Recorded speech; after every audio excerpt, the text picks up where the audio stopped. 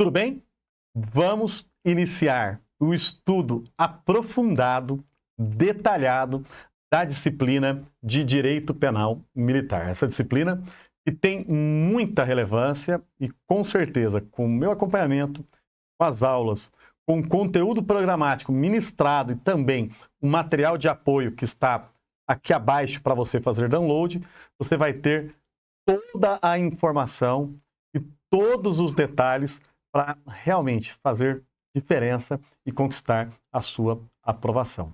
Nesta primeira aula, eu vou trabalhar uma introdução ao direito penal militar. Assim você consegue ter uma visão e consegue ter uma boa ideia do que é o direito penal militar e o que a gente estuda dentro desta disciplina. Então, vamos direto ao ponto? Vamos para o conteúdo desta aula? Olha, para nós iniciarmos o estudo do direito penal militar, a primeira coisa que eu preciso tratar com você aqui é sobre as instituições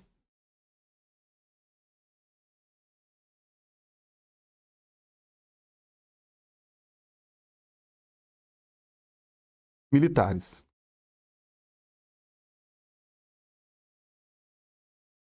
Por que eu preciso tratar sobre as instituições militares com você? É importante, é relevante eu tratar sobre elas, porque o direito penal militar, ele é um ramo do direito que foi desenvolvido para a proteção dessas instituições e, claro, dos serviços e missões que são desenvolvidas por cada uma delas. Então, nós temos no Brasil instituições militares federais e instituições militares, vou até aproveitar aqui, né, para colocar instituições militares estaduais. Então, nós vamos ter no Brasil tanto as instituições militares, nós chamamos de federais,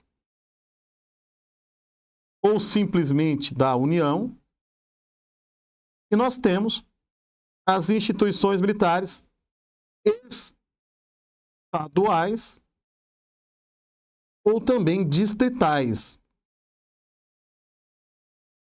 já que o Distrito Federal também possui as suas próprias instituições militares, tá bem? Ótimo. Vamos lá para alguns detalhes relevantes, né? Em âmbito federal, nós temos três instituições militares. E quais são essas três instituições militares em âmbito federal? Nós temos, no âmbito federal, a Marinha. Eu gosto de tratar ela e colocá-la em primeiro lugar. Quando a gente faz uma hierarquia, na verdade, de antiguidade das forças, né? Porque as instituições militares federais ou as instituições militares da União, elas também são conhecidas como Forças Armadas.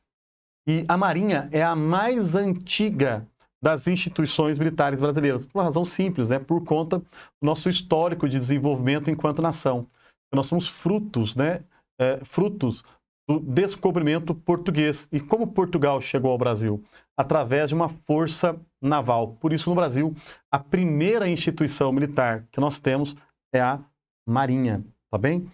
Além da Marinha, nós temos ainda o Exército, também é uma instituição militar. E nós temos a Aeronáutica. A Aeronáutica, que é a mais moderna, né, a mais recente das instituições militares, que, como eu disse, né, também são conhecidas, né, elas são conhecidas como Forças Armadas. Por que ela é a mais moderna? Porque ela é fruto a partir da criação do avião, já no século XX, né, quando o avião foi instituído, tá bom? E nós temos também as instituições militares, e a gente precisa falar sobre elas, as instituições militares estaduais ou distritais. E quais são essas instituições militares estaduais ou distritais? São elas, né, as polícias militares,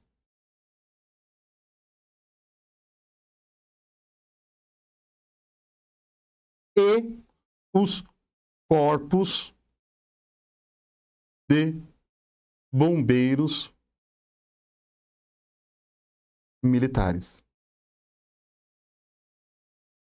A PM e o CBM, que são instituições militares dos estados.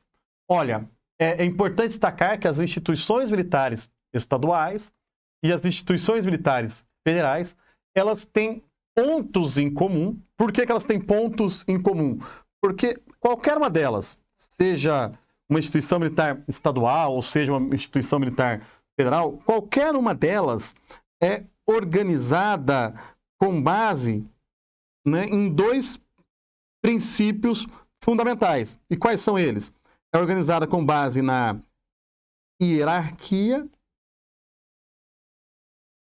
e disciplina. Esses são os dois princípios fundamentais tanto das Forças Armadas como também das instituições militares estaduais. Quero que você entenda, tá? O direito penal militar, por ter sido uma disciplina criada exclusivamente para a proteção dessas instituições militares e dos valores bem jurídicos importantes para estas instituições, o direito penal militar ele vai tipificar crimes, condutas ilícitas que buscam proteger estes valores. Então eu posso dizer, sem nenhum medo, que independentemente, né, se nós estivermos falando do direito penal militar aplicado em âmbito federal ou do direito penal militar aplicado em âmbito estadual, não importa. Qualquer que seja a modalidade, eu posso falar sem nenhum medo que a hierarquia e a disciplina são valores que serão protegidos através da tipificação das condutas descritas, em especial, no Código Penal Militar, já que este Decreto-Lei 1001 de 1969, que é o Código Penal Militar, ele tipifica crimes que violam valores importantes às instituições militares. Só que eu não quero ficar numa aula restrita apenas à hierarquia e disciplina. E são os dois mais importantes valores e que merecem proteção do direito penal militar. Mas não são os únicos valores que merecem a proteção do direito penal militar. Por que não? Prestem bem atenção em mim, por favor. E aqui eu quero que você tenha muito cuidado. Porque há outros valores que também merecem proteção e que por isso estão ali no direito penal militar, sendo protegidos através da tipificação de algumas condutas como crimes. E quais são estes valores relevantes, além da hierarquia e da disciplina? Eu posso citar que, além da hierarquia e da disciplina, outros valores relevantes são, tá? Você pode colocar o serviço militar. Então, o serviço merece especial proteção. Vou dar um exemplo: abandono de posto, deserção, são crimes contra o serviço militar, tá? A autoridade. Então, há crimes contra a autoridade, tá? Por exemplo, quando um militar desobedece à ordem do seu superior, não estaria violando apenas a hierarquia e a disciplina, estaria violando também a autoridade militar. E eu posso falar ainda do dever militar. O militar possui alguns deveres diferentes de outros indivíduos, né? Os militares, eles são pessoas que é uma classe de servidores públicos especiais e por esta razão eles ficam submetidos a deveres que são típicos da atividade militar. Inclusive, né, a violação desses deveres acarreta sanções muito mais rigorosas do que na legislação comum. Eu vou dar um exemplo aqui para você compreender, né? Imagine que um policial civil, um agente da Polícia Civil, desrespeite a ordem do delegado. Entre o delegado e o agente existe hierarquia, porque a hierarquia ela é típica do serviço público. Então, em todo o serviço público há o poder hierárquico, portanto, há o superior e há o subordinado. Eu posso falar, numa delegacia, o delegado é o superior, o agente é seu subordinado, está subordinado ao delegado dentro do poder hierárquico. Do mesmo modo, né, há dentro de uma instituição militar hierarquia, há superiores e há subordinados. Então, imagine na Polícia Militar que o policiamento está sendo desenvolvido na rua e existe um tenente que exerce a função de comandante de policiamento da unidade, é o CPU. Ele é o tenente que comanda o serviço. Ele dá uma ordem ao soldado. Olha, do mesmo modo que lá na Polícia Civil, né, o soldado deve acatar e obedecer às ordens do tenente, sobretudo se estiverem numa relação de subordinação dentro do serviço.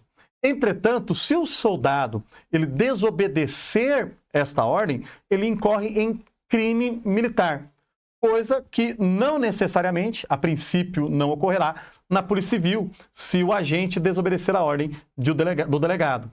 Mas o soldado ele vai cometer, aqui no ambiente militar, o crime de recusa de obediência, que é recusar obedecer a ordem do superior sobre assunto ou matéria referente ao serviço. E a recusa de obediência é crime militar previsto, portanto, para a proteção dos valores importantes para as instituições militares. São exatamente esses valores que eu estou colocando aqui, né? Hierarquia, disciplina, serviço, autoridade e dever militar. Tudo bem? Ótimo. Seguindo ainda na nossa explicação, eu quero agora aprofundar na diferenciação entre estas instituições militares. Portanto, eu quero aprofundar na diferença entre as instituições militares da União, essas daqui, e as instituições militares, o quê? Estaduais ou distritais, que são essas aqui. Então, a diferença entre Marinha, Exército e Aeronáutica para as polícias militares e Corpo de Bombeiros Militares. Tudo bem? Então, por essa razão, vou abrir mais um slide aqui e agora a gente faz essa detalhação para vocês. Olha só. Então, vamos falar primeiro das Forças Armadas, tá? Eu quero falar delas. Das Forças Armadas. E você já sabe, são a Marinha, o Exército e a Aeronáutica. Vou chamar aqui de MEA. Tá? MEA. Na ordem de antiguidade. Beleza. Essas instituições, conforme o artigo 142 da Constituição Federal, então eu posso olhar para o artigo 142 da Constituição Federal, essas instituições, elas são, primeiro, instituições permanentes e regulares.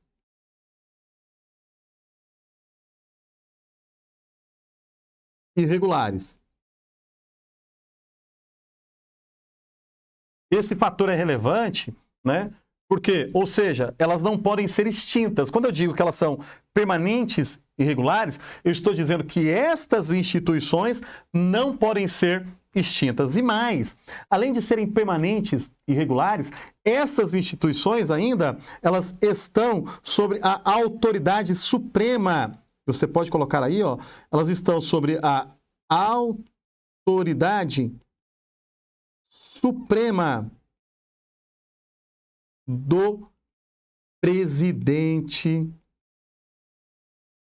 da República. Tá bem? Por que isso aqui é relevante? Você precisa compreender que elas estão sobre a autoridade suprema do presidente da República. Galera, questão de prova, tá? Lá na sua prova, você vai dizer, você tem que saber que as Forças Armadas, portanto, Marinha, Exército e Aeronáutica, são órgãos do Poder Executivo da União e que estão subordinados ao presidente da República, mais especificamente subordinados ao Ministério, colocando aqui para vocês verem, ó, ao Ministério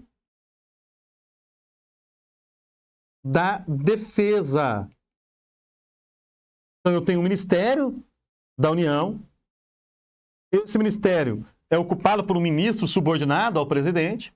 E dentro desse ministério há 3 órgãos. Quais são os órgãos? Marinha, Exército e Aeronáutica. E quem que é a autoridade suprema a qual estas instituições se subordinam? Se subordinam à autoridade suprema do presidente da República, que é, portanto, quem exerce a autoridade, e essas instituições estão subordinadas a ele, tá bom? Ó, continuando ainda na nossa explicação, você precisa compreender que estas instituições, elas possuem algumas missões. Vou colocar aqui, ó. Elas possuem algumas missões. João, você sabe quais são as missões dessas instituições? Eu estou falando com o João porque ele está aqui comigo acompanhando essa gravação. João, olha só. Primeiro, né? As instituições militares da União, elas não exercem de forma precípua ou principal a atividade de segurança pública interna do país. Então não fazem policiamento ostensivo, não fazem atividade de defesa civil. Na realidade, a principal missão delas é a defesa da pátria.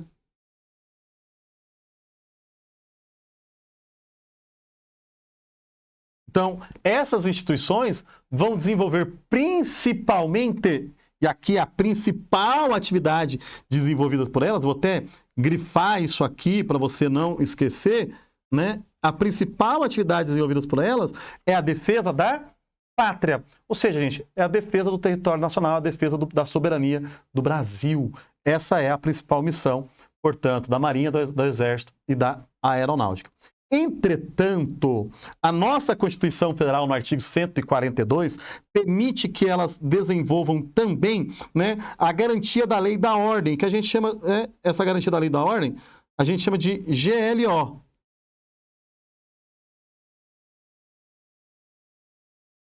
GLO. Garantia da lei e da ordem.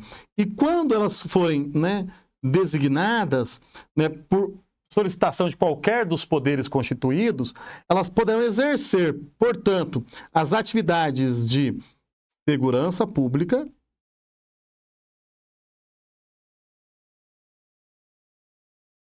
vocês vão se lembrar que teve momentos especiais da história do Brasil, por exemplo, em que o Exército fez a segurança pública em alguns locais no município do Rio de Janeiro.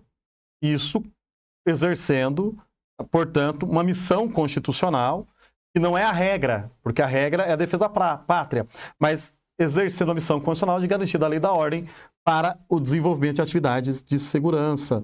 Mas também pode desenvolver as missões de paz. Né? Uma das mais conhecidas, né?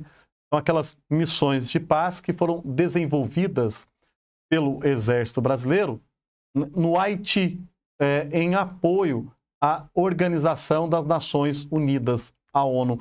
Então aqui você pode citar como exemplo, né, aquelas missões da garantia da lei e da ordem no Rio de Janeiro, e as missões de paz você pode chamar a missão de paz no Haiti, pela Organização das Nações Unidas. Mas o ponto relevante é você ter na mente que as instituições militares federais, que também são regidas pela hierarquia da disciplina, né, que são permanentes e regulares e por essa razão não podem ser extintas, elas estão subordinadas à autoridade suprema do presidente da República e possuem as seguintes missões constitucionais. A primeira e principal delas, defesa da pátria e a garantia da lei e da ordem, seja por meio das atividades de segurança pública ou por meio das missões de paz, tá bom? Ótimo. Compreendeu? Agora, o seguinte, já que você compreendeu, o que a gente precisa analisar agora? Nós precisamos analisar agora as instituições militares estaduais. Portanto, né, nós precisamos tratar sobre elas. Instituições militares estaduais. Vou colocar aqui, né? E quais são essas instituições militares estaduais, né? É para organizar, só deixa, porque muito bom. Eu cliquei errado aqui, tá, gente? É normal, acontece, sempre acontece, né, João? Sempre acontece, viu, gente? Não se preocupem, não. E, ó, vamos lá, deixa eu mostrar para vocês. Pronto. Quais são as instituições militares, né, estaduais? Que nós já sabemos, né? São elas as polícias militares,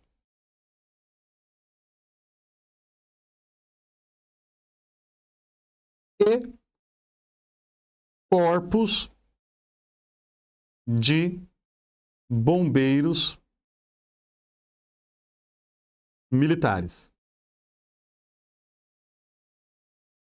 Diferentemente das instituições militares da União ou das Forças Armadas, que têm suas atribuições definidas no artigo 142 da Constituição Federal, as instituições militares estaduais têm as suas atribuições definidas no artigo 42 da Constituição Federal.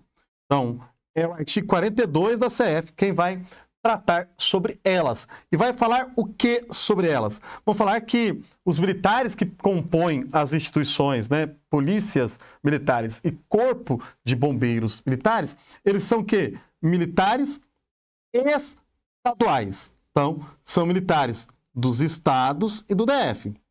Olha só, são militares dos estados e do DF. Ótimo. Além de serem militares dos estados, né, ou do DF, porque tem polícia militar, tem corpo de bombeiros militar também, a Constituição, lá no artigo 144, e aqui, né, porque estes órgãos compõem como órgãos de segurança pública, né, a principal missão deles é o exercício da atividade de segurança pública. Por esta razão, que o artigo 144 da Constituição Federal, lá nos parágrafos, né, 5º e 6º, parágrafo 5º e 6º, vai trazer o que a Constituição vai trazer nesses parágrafos 5º e 6º? Vai falar que a PM, por exemplo, né, tanto a PM quanto o bombeiro são órgãos que exercem qual a principal função? As atividades de segurança pública. Porque são órgãos do nosso Sistema Único de Segurança Pública e são órgãos constitucionais que compõem a nossa segurança pública. Tudo bem? E aí o seguinte, a Constituição vai trazer as atribuições de cada um desses órgãos especificamente. Falando o seguinte, primeiro, primeiramente, falando que a PM, né, a PM vai desenvolver o quê? O policiamento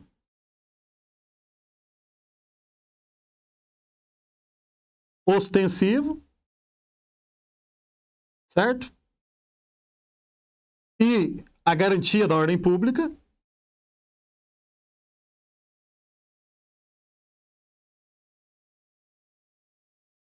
Da ordem pública, e que o bombeiro, por outro lado, né, vai desenvolver o quê? O Corpo de Bombeiros Militar, está lá também no 144, parágrafo 5º e 6º, vai desenvolver as atividades de, gente, defesa civil e emergências. Então, vai desenvolver as atividades de defesa civil e emergências. Tudo bem? Estas são, portanto, as atividades desenvolvidas pelo Corpo de Bombeiros Militar. Eu quero chamar sua atenção por um detalhe importante, tá? Recentemente, isso em 2023, nós tivemos a aprovação da Lei 14.751. A Lei 14.751, ela trata sobre a lei orgânica das polícias militares e Corpo de Bombeiros Militares do Brasil. Essa lei orgânica, ela inclusive revoga alguns dispositivos do Decreto-Lei 667 de 1969, que também trata sobre questões sobre as polícias militares e o Corpo de Bombeiros Militares. E o que a lei orgânica ela traz de relevante com relação a estas instituições militares? O que ela traz de relevante? Ela traz o seguinte, olha o que ela traz. Ela fala que tanto o bombeiro quanto a PM são forças auxiliares e reservas. Forças auxiliares e reserva do Exército.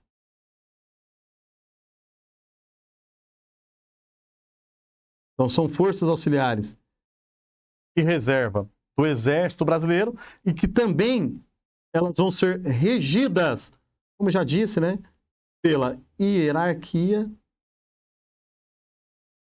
e disciplina.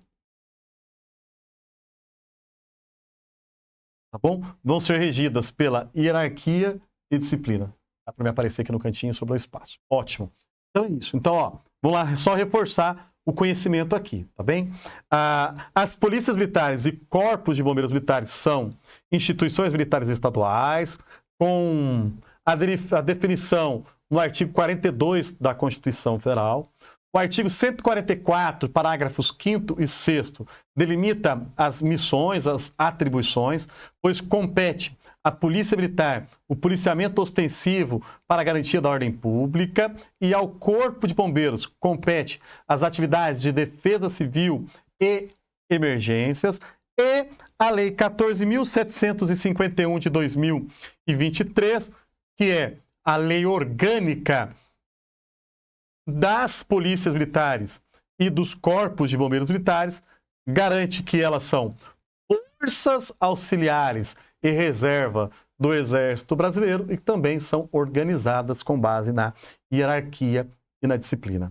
Bacana? Eu acho que está bem legal aqui a nossa explicação. Por que, né, dessa introdução aqui, ó, já tem 26 minutos de conversa com você. Por que dessa introdução toda? Qual o objetivo principal, objetivo dessa nossa conversa? Olha, é delimitar o âmbito de atuação do direito penal militar. O direito penal militar vai atuar para a proteção dessas instituições. Então, eu preciso conhecer as atribuições e definições de cada uma delas. E aprofundando, né, já mais ainda ligado ao seu concurso, né, aí aprofundando aqui, mostrando para você, acho que é importante a gente tratar o que dispõe, portanto, o artigo 5º da Lei Orgânica das Polícias Militares do Corpo de Bombeiros Militares quanto às atribuições da PM. Então, lá no artigo 5º, ó, o artigo 5º da Lei Orgânica, você já sabe, Lei 14.751 de 2023, vai definir as atribuições da Polícia Militar.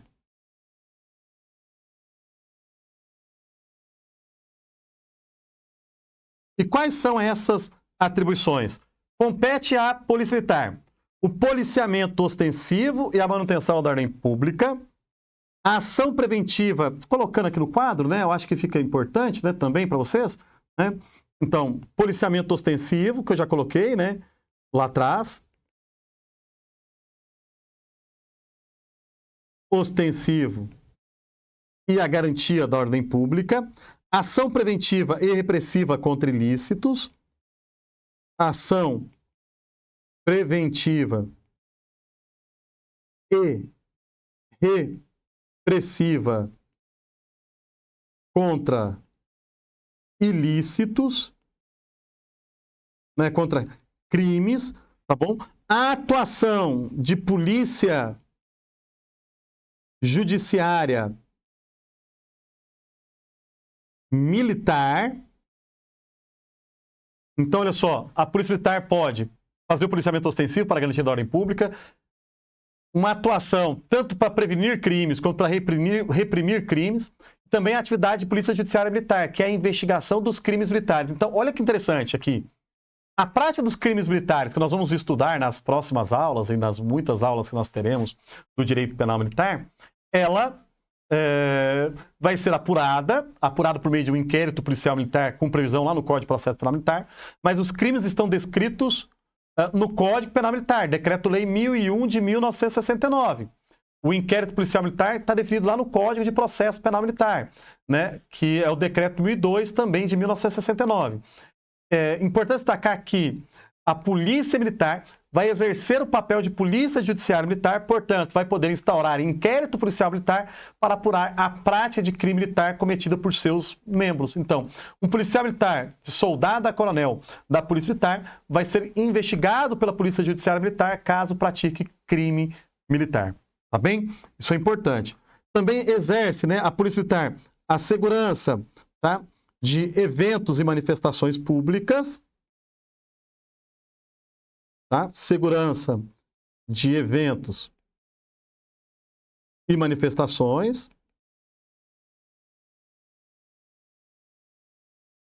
E, galera, isso aqui tudo é atribuição trazida no artigo 5º da Lei Orgânica das Polícias Militares. Vai exercer ainda a fiscalização de trânsito e policiamento rodoviário.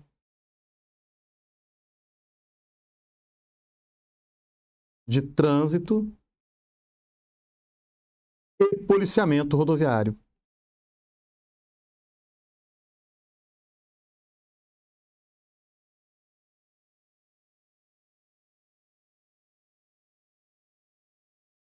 Aqui, ó, essas são as atribuições, portanto, da PM. Não são apenas essas, isso aqui é para uma visão mais geral, para que você tenha uma compreensão de quais são as atribuições da Polícia Militar. Só que vamos lá, vamos continuar, né?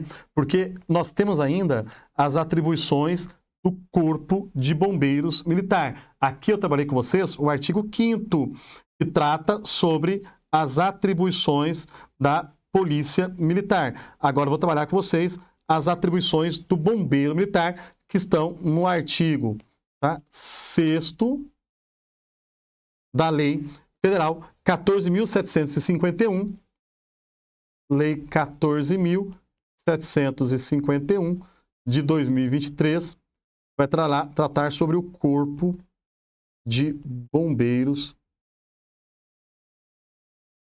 Militar. Ótimo. Quais são as atribuições do Corpo de Bombeiros Militares? Algumas eu já vinha citando para vocês, né? Citei algumas para vocês, tá bem? Citei algumas para vocês, na onde? Citei algumas atribuições do Corpo de Bombeiros Militares quando estava falando das atribuições constitucionais, lá do artigo 144, parágrafos 5º e 6º, que fala que o Corpo de Bombeiros desenvolve as atividades de defesa civil e emergências, né?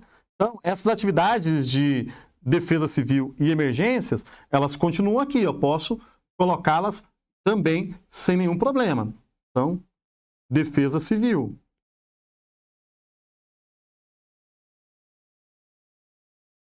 Defesa civil e emergência. Deixa eu apagar que ficou feio demais esse D aqui. Acontece. Defesa civil e emergências. Apenas isso, professor? Não. Elas também vão desenvolver o combate a incêndios e resgate, tá? Ou seja, o Corpo de Bombeiros desenvolve ainda o combate a incêndio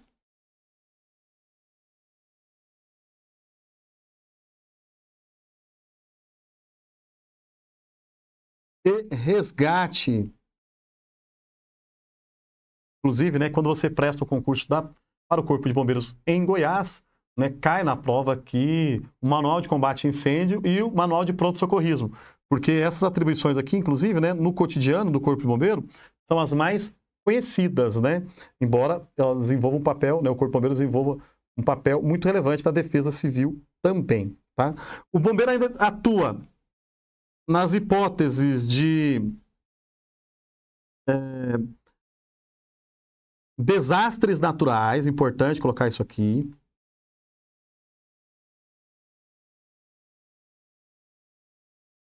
E ainda atua nas perícias em incêndios e explosões.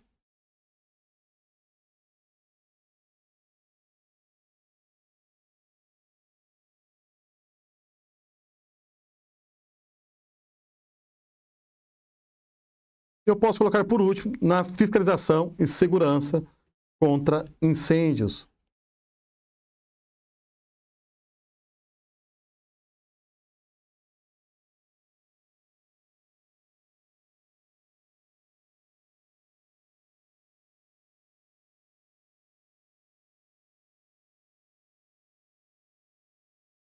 Essas são, portanto, as atribuições do Corpo de Bombeiros Militar. Galerinha, seguinte, até por força do tempo, né, que eu já passei um pouquinho, eu não quero estourar muito tempo, eu vou encerrar o bloco e continuo